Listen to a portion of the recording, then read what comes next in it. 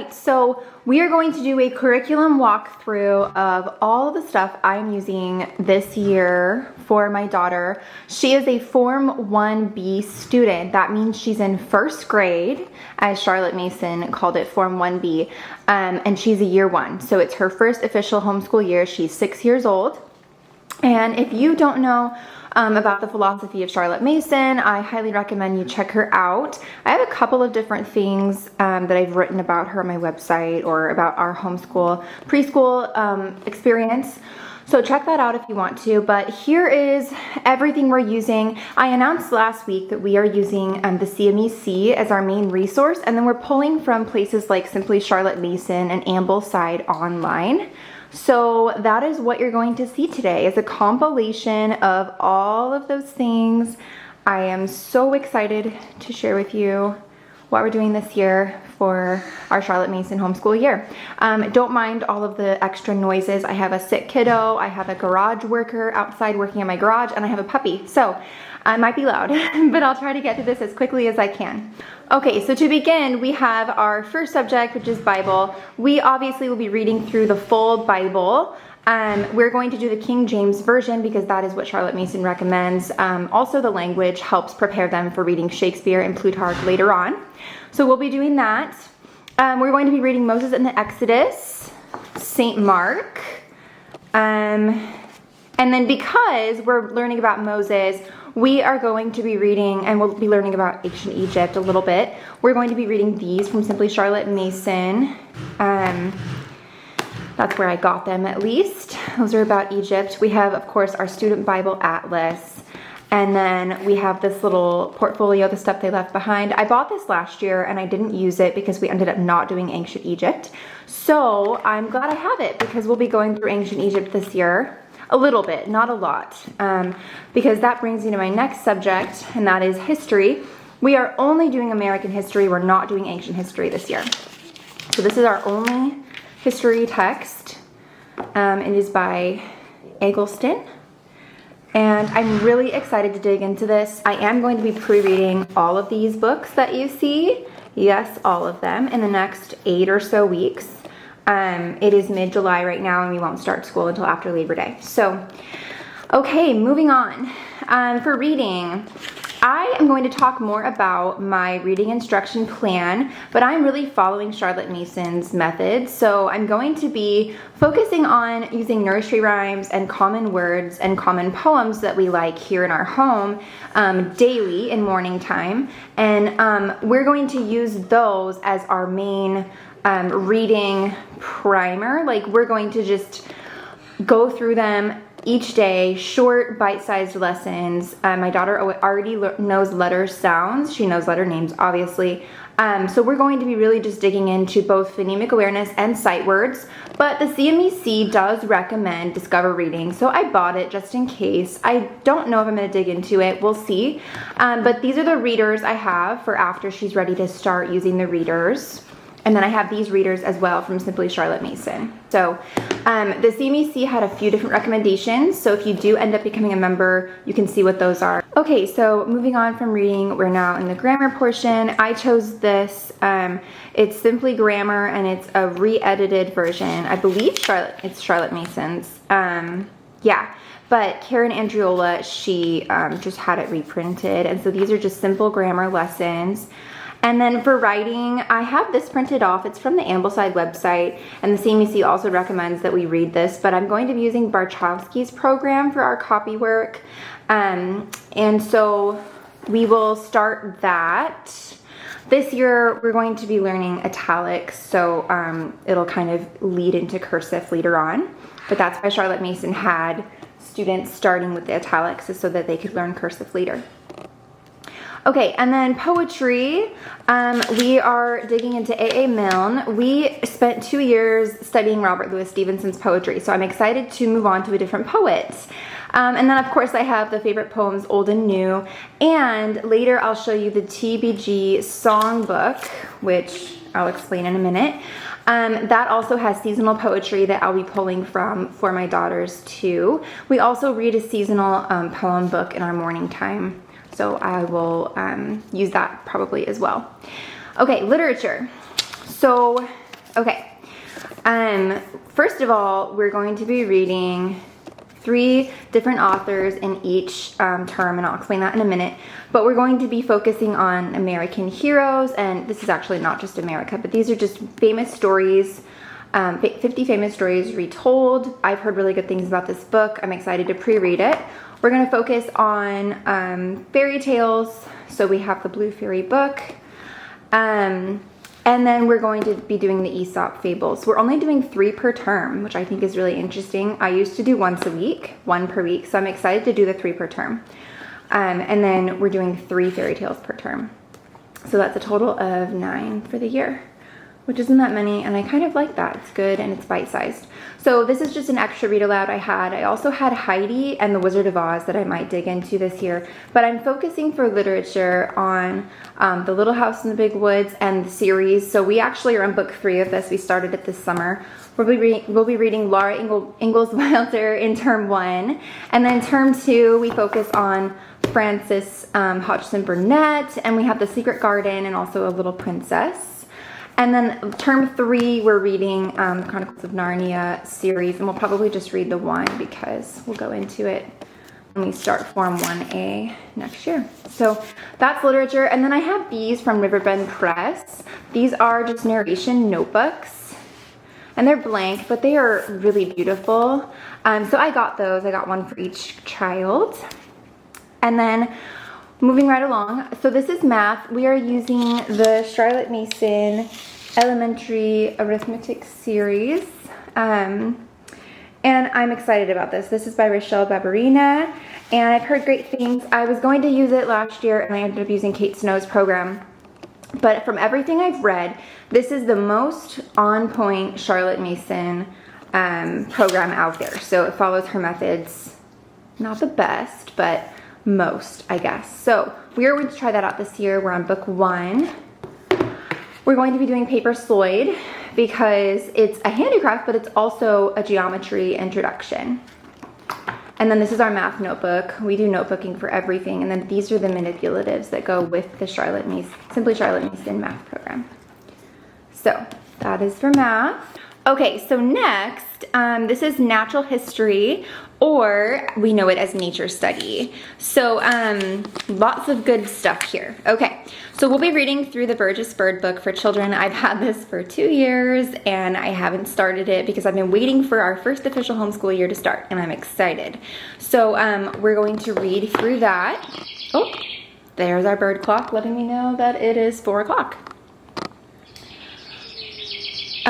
Okay, so we are going to be reading through these 2 books, by Buckley, Plant Life in Field and Garden, and by Pond and River. And then I am reading these. They recommend these, the CMEC recommended these for mom, or the mother teacher to read as we are doing nature study. It's just a really good kind of seasonal read. So I have winter, and then I also have a spring one as well. That's not here yet. And then this is a nature study guide. This is by a British author, naturalist. And then I have this one, the Handbook of Nature Study. So those will be little like guides for us as we're doing our nature study throughout the week. And I have their nature journals, of course. I got these on Amazon.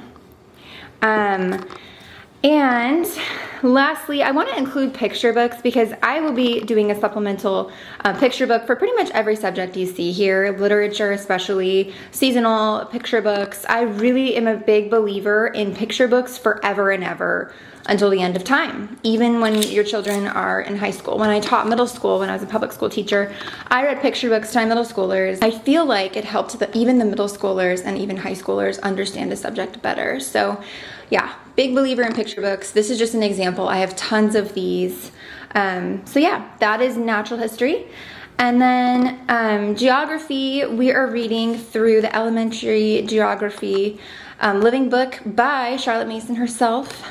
And then this is a really sweet book that I'm super excited about that Riverbend Press printed, and it is Little Folks of Many Lands. You can see it there. It's like a beautiful fabric. I don't know if this is fabric, but It's beautifully bound. And this is kind of like a field guide or a little journal that your children can read through. And we have a compass, we have different supplies we'll be using to learn directions and a little bit of topography this year. So I'm excited for geography. Moving right along, we are on foreign language. I will be using both TalkBox.mom and Sherrydale Press. So we're going to start off with TalkBox because I have it. This is just a program where you are using these phrases and these words in your everyday, and that is the best way to learn a foreign language. So I've tried the isolated vocabulary thing, and we had fun with it, but I'm really excited to dive into really immersing ourselves into the language and using it every day. But now we're on to the enrichment, or as the CMEC calls it, the common subjects. Okay, so these are actually the TBG song books, and you can get one per child. I got one for me, one for my 6-year-old, and actually one for my 3-year-old because she really likes to do morning time with us. So inside this, it has our hymns and folk songs, 3 per term, and then it has, I want to say they do 3 hymns per term. That's what I used to do, but we'll see what they have us doing. So inside here, you can see the table of contents. I'm not going to show you the whole thing, but they choose scriptures, psalms, all of the folk songs you'll sing, and there's the lyrics for all of it, and the music. This is a super beautifully bound product. I want to say it was $13. So again, I didn't have to choose any of this. If you know me, you know that I've been planning out all of the enrichment myself because I'm a little picky, but I love the CMEC because they are really true to Charlotte Mason's original methods, and that's really important to me.